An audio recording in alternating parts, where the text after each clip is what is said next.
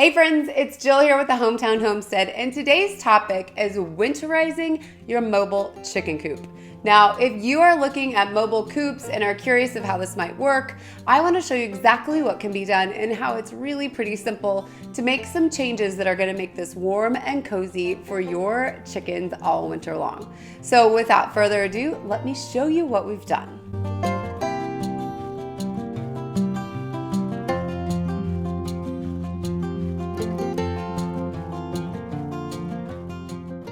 With our first cold snap looming late October, the kids and I set out to see what we could do to winterize and make these girls a little bit warmer with just the first small blip of winter coming in. So we went to our local hardware store and we got some 4 mil thick plastic sheeting, just like you would use for a construction project. Now we took this out back, and initially I was just gonna single wrap it, but we decided to go ahead and do a double wrap, making a double wall protection for the sides. This way we won't have to worry about the wind taking it away so easily because it is secured double wall around the actual coop walls themselves. Now, we're in Missouri, so the weather is anything but predictable this time of year, hence the kids in shorts and t-shirts. The day that we winterized the coop, we had a morning where it was going to be in the 60s and 70s, and then by the afternoon it was going to be in the 40s and 30s. So we had to move fast. Now we started by raising up the wheels, lifting the side panels, and wrapping around the back corner. We used Gorilla Tape to secure. Our ladies were quite interested in what we had going on, and the kids were quick to take advantage with some hand feeding. The next thing we did was pull the plastic to the ground inside and make room for the crossbars.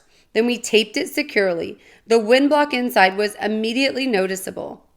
Heading back outside, we cut and secured around the wheels and brought it around to the front corner. Now, as you can see by this point, the wind is starting to pick up a little bit, so you're going to watch our weather change in real time.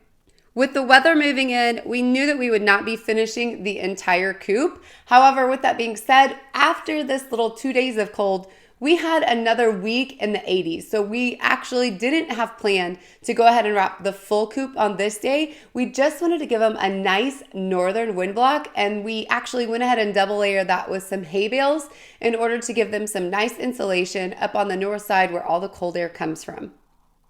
We secured the front corner, and then we dropped the flaps back down in tight before putting the wheels down. With only one side covered and the row of hay bales for extra protection, we were still able to move the coop around our garden space for another few weeks before it actually needed to be a final resting spot for the winter. This made it really nice to be able to continue to get that natural fertilizer all over the garden space and go ahead and get us set down somewhere where we would be safe for the winter as the weather came in. Now, a full month later, at the end of November, our true weather was coming in, and it is here to stay, hence why I'm inside recording this and we're not out in the coop. As we started on our chicken coop again, my little chicken helper decided to start off with giving the girls some new treats that Grub Terra was kind enough to send to us. It didn't take long before our girls were back out eating them out of our hands. The next day, we had more eggs than we'd actually been getting in quite a while. So I thought that was a double win. We continued to give these to our girls ever since, and they absolutely love them. I actually was super impressed with the thickness of our eggshells and the frequency of our eggs after we added the Grub Terra treats. So we'll continue doing that all winter. I had no idea how much calcium was in that black soldier fly larvae, and what an impact it would have on our girls. So if you're looking for a healthy treat that will help with your egg production, make your girls happy, and give you some nice long shells, you might try out Grub Terra if you haven't yet. I'll put a discount code for you down in the description. I don't earn any commission or any sort of kickback on that, but I just wanted to share it with you guys because it's been really helpful for us. Back to winterizing. Side 2 went much like the first. We popped the wheels, pulled down the plastic, made the cuts, and taped it. I did move the coop one more time, and I actually did that simply because I wanted to work on clean, nice ground. Working on the inside of a chicken coop isn't always the most pleasurable if the girls have been in there for a while. So the fact that I could just move it to a nice clean spot was really helpful for me to be able to get up and down all over the ground and not worry about what I was stepping in. My next project was the door. I wrapped it independently and I left probably about 3 inches gap toward the hinge side, and that allowed me to make sure I could secure the door completely. And then once the door was wrapped and the Gorilla Tape was around the sides of the metal frame, I was able to go inside, pull over my extra flap and secure it to the inside panel that I had already completed before. Now this made it so there was no big gap for air to blow through for our chickens to have a drafty space. I did leave a little air hole right up at the peak of the front above the door for good ventilation, but there are no drafty areas down low, which is exactly what I wanted for my girls to stay nice and warm all winter.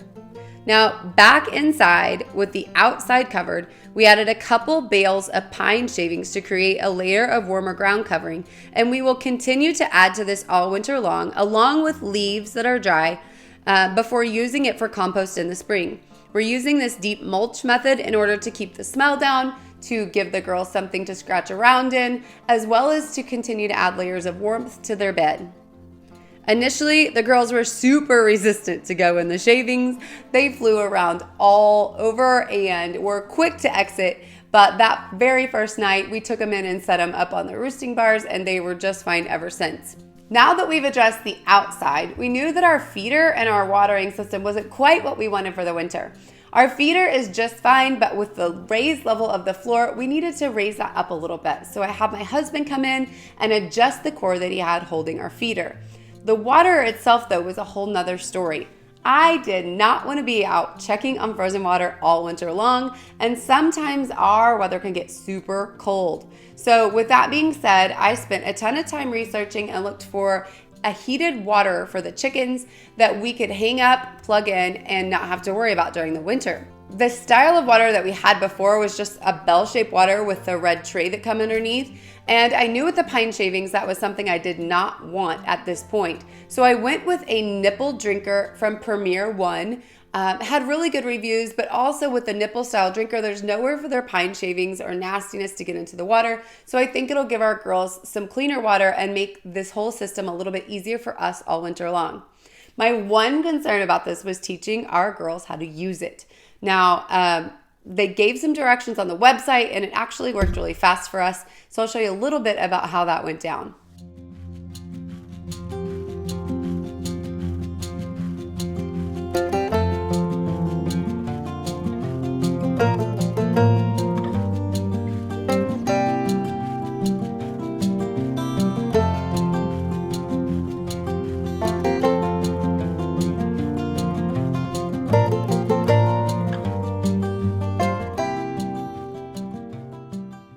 Now we hung this water with a rope and a plastic clip that Premier One also sold. The combination of the two were under $2.50, and it makes adjusting the level of the water really, really simple, as maybe the layer of the ground changes with our deep bedding, or we need to adjust it come spring when we move it out back on the grass. The water itself is supposed to hang just where the chickens reach up to get a drink. And so being able to easily raise and lower it is something that's really important, especially if you have chickens that are in the process of growing and getting taller. You want to watch that to make sure that they're properly drinking. Our chickens were able to spin, or had a little issue with the water itself spinning. One way to remedy this would have been to put it up on a cinder block, but we wanted everything to remain super easy and hanging from our bar. So we took a second rope that I had actually purchased from them with the plans of using it to hang the feeder, and we secured both ropes, giving them some wide space apart, so the ability for the water itself to spin was minimal. I'm hearing my chickens a little closer than they should be. I'm wondering if I should go out and check on them. We actually have a few extra chickens. We recently increased our flock, and I'm hoping you can't hear them, but I can hear them in the background, so I'm gonna be right back. All right, she's fine. Everybody's in the fence. They're just chattering today. So now that I have told you a little bit about the waters, I want to give you one more tip that I really love about this one. With my old style water, I had to actually take it down every time to fill it up. But with this new one, it has a flip top lid where I can just take a watering can from my garden or a hose in the spring if we have it hooked up and take it right over there and put it in so I can refill it without taking it down. And this is a huge help because my kiddos can do it instead of needing a parent to go out there and help them, because that 3-gallon water or 5-gallon water can get super heavy when you're raising it up and actually getting it attached. So this is an added bonus. We will plan to use this into the spring because the cord detaches, and that way we can use it all year round, whether or not the water needs heated. I don't make any money off telling you guys about our water. I just love everything that we've done. So I wanted to share it with you in hopes that you might have a winter free of busting ice as well. So that's it. We have had several super cold nights at this point. We've had no problems with our girls staying warm every single night. They load in and they love going into their nice warm coop out of the wind, and they are happy to be let out again in the morning. So if you are interested or looking at a mobile coop and wondering if winterizing is a possibility, it definitely is. And if we need to moving throughout the winter, we can always add more hay bales for extra added insulation, and we'll continue adding that deep mulch. Thank you again for stopping by. Make sure to hit that subscribe button on your way out. I have some more chicken content on the list really soon. So thanks again, friends, and have a great day. Bye.